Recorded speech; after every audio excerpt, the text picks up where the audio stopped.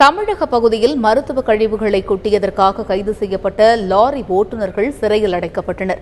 இதுகுறித்து கூடுதல் தகவல்களை தருகிறார் எமது செய்தியாளர் நேசராஜ்.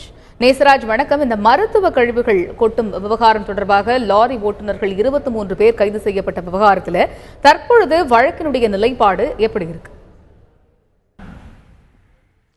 கடந்த 2 நாட்களுக்கு முன்பாக கேரளாவில் இருந்து கோவை வழியாக 23 லாரிகளில் கழிவுகள் கொண்டு வந்தன. இதனையடுத்து அந்த பகுதி எட்டிமடை பகுதி பொதுமக்கள் அந்த 23 லாரிகளையும் சிறைப்பிடித்தனர்.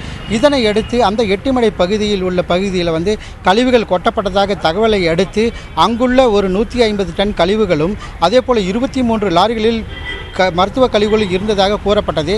இதனை அடுத்து அந்த நிலத்தின் உரிமையாளர் செல்லப்ப கவுண்டர் மற்றும் அந்த முகமது இலியாஸ் அந்த பிளாஸ்டிக் விற்பனை செய்யும் முகமது இலியாஸ் அவரும் கைது செய்யப்பட்டாங்க. இந்நிலையில் அந்த லாரிகளை கொண்டு வந்த 23 லாரி ஓட்டுநர்களும் கைது செய்யப்பட்டாங்க.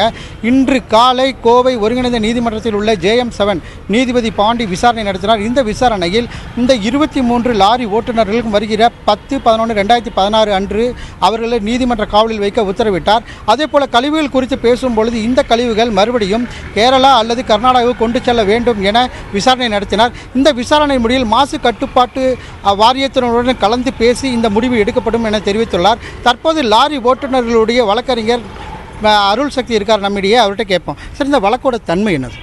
சார், இந்த 23 லாரி ஓட்டுநர்களை அக்யூஸாக சேர்த்துருக்காங்க. இந்த கேஸில் நாங்கள் பிணை மனு தாக்கல் செஞ்சோம். ஆனால் அவர் நீதிபதியை 10/11 வரைக்கும் நீதிமன்ற காவல் வச்சுருக்காரு.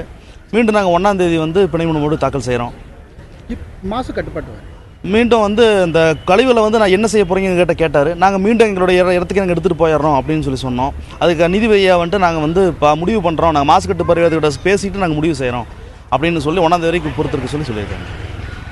தற்பொழுது வருகின்ற 1ஆம் தேதி இந்த கழிவுகள் அனைத்தும் கேரளா அல்லது கர்நாடகா பெல்காம் பகுதிக்கு கொண்டு செல்லப்படும் என தெரிவித்துள்ளனர்.